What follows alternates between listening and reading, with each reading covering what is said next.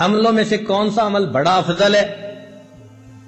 فقال اما تقرأ القرآن، فرمایا تو نے قرآن نہیں پڑھا؟ قرآن مجید میں کہا وَلَذِكْرُ اللَّهِ أَكْبَرُ، اور اللہ کا ذکر سب سے بڑا عمل ہے۔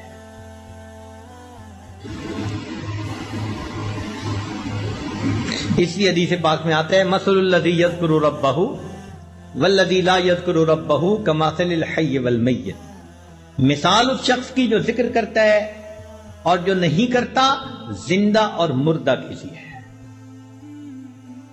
ہم اللہ تعالیٰ کا ذکر کثرت کے ساتھ کریں،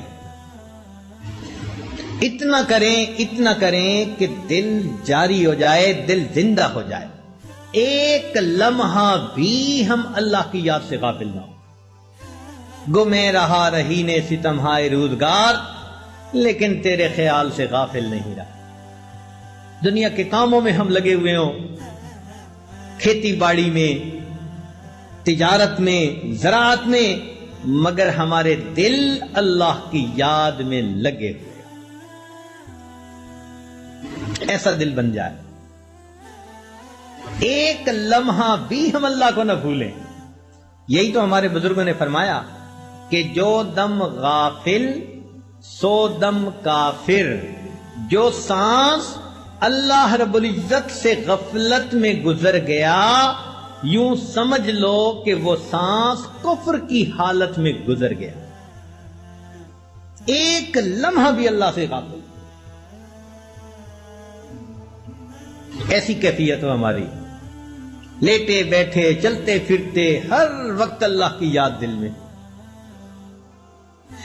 یاد میں تیری سب کو بھلا دوں کوئی نہ مجھ کو یاد رہے، تجھ پر سب گھر بار لٹا دوں خانہ دل آباد رہے، سب خوشیوں کو آگ لگا دوں غم سے تیرے دل شاد رہے، سب کو نظر سے اپنی گرا دوں تجھ سے فقط فریاد رہے، اب تو رہے بس تا دم آخر ورد زباں اے میرے الہ، لا الہ الا اللہ، لا الہ الا اللہ۔ ایسا ذکر جب زندگی میں کثرت سے ذکر کریں گے، پھر آخری لمحے میں کلمہ ہماری زبان پر آسانی سے جاری ہو جائے۔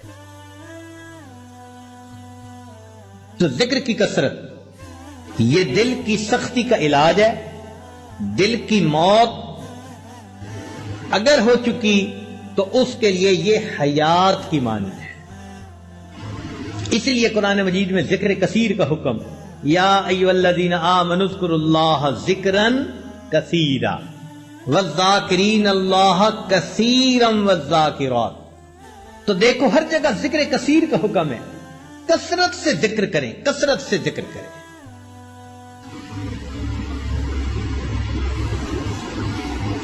تو کثرت سے ذکر کرنے پر انسان کا دل زندہ ہو جاتا ہے، انسان کے دل میں نور آ جاتا، دل منور ہو جاتا ہے۔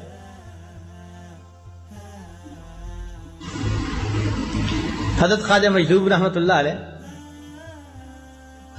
کلیکٹر تھے اپنے زمانے میں، ایک بڑی پوسٹ تھی، ریٹائرمنٹ ہو گئی۔ ایک صاحب ملے، اس نے کہا کہ حضرت کیا حال ہے؟ کیونکہ شاعر تھے تو شعراء حضرات بسا اوقات شعر میں جواب دے دیتے ہیں، آمد ہو جاتی ہے۔ تو حضرت نے شعر میں جواب فرمایا، سننے والے ہیں، فرمایا پنشن ہو گئی ہے کیا بات ہے اپنی،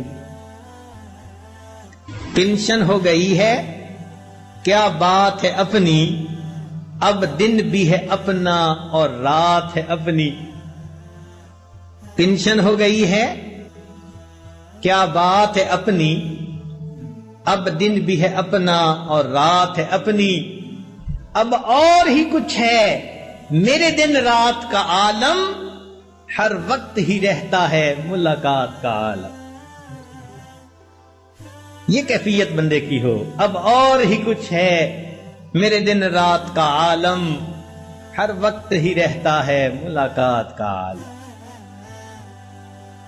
اتنا ذکر کرے کہ اللہ رب العزت دل میں آ جائے، اللہ دل میں سما جائے، بلکہ سچ کہوں کہ اللہ دل میں چھا جائے۔ ایسی اللہ رب العزت کی محبت۔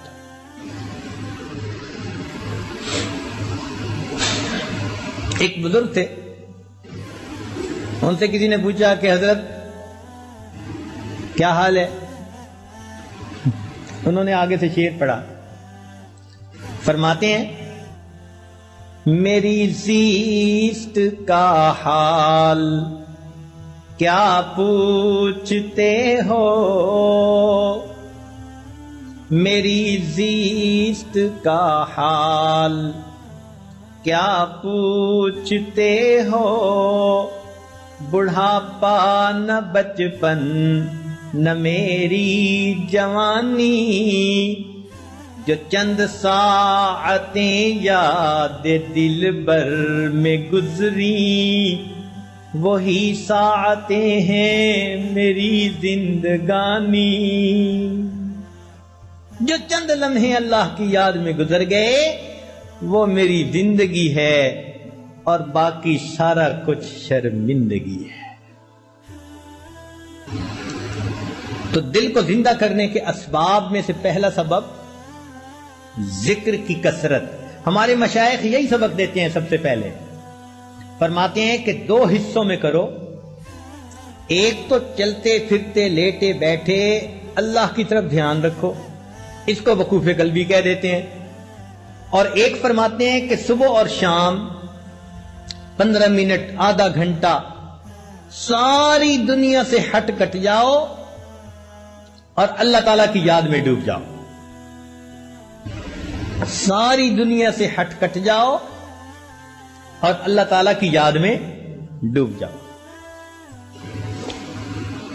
جب انسان یوں مراقبہ کرتا ہے نا صبح و شام، تو دل کی کیفیات دوبارہ تازہ ہو جاتی ہیں۔ آج کل کے دور میں اس کو سمجھنا بہت آسان ہے۔ دیکھیں آج کل تو چھوٹے بڑے بہت لوگوں کے پاس سیل فون ہوتا ہے، موبائل فون، اس کی بیٹری ہوتی ہے۔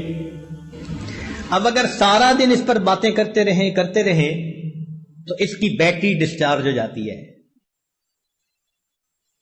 اس کو پھر چارجر سے لگانا ضروری ہوتا ہے۔ اگر آپ چارجر سے نہیں لگائیں گے تو بیٹری اتنی فلیٹ ہو جائے گی کہ بات ڈسکنیکٹ ہو جائے گی، پھر آن ہی نہیں ہوگا۔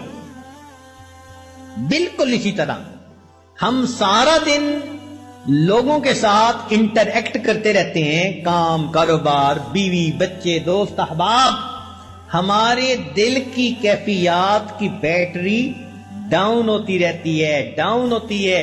ہمیں چاہیے صبح و شام اس کو چارجر کے ساتھ لگائیں۔ یہ جو مراقبہ ہے نا کہ اللہ سے لو لگا کے بیٹھے، حقیقت میں اللہ کی رحمت کے ساتھ ہم دل کو کنیکٹ کر دیتے ہیں، ادھر سے برکت آتی ہے، رحمت آتی ہے،